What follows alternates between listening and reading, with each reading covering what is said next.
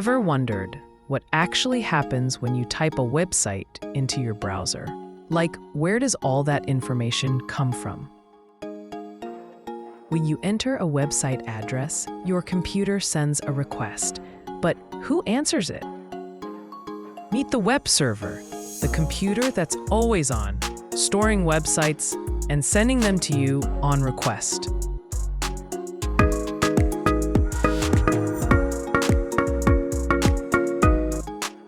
Think of it like a restaurant.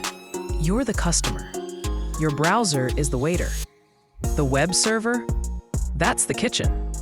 The web server stores all the files needed to show a website, like HTML pages, images, and videos. Once it receives your request, it finds the right files and sends them back to your browser to display. And if a server uses HTTPS, it also encrypts your data, keeping your information safe while it travels across the internet. So next time you visit a website, remember, a web server is quietly working in the background, delivering exactly what you need.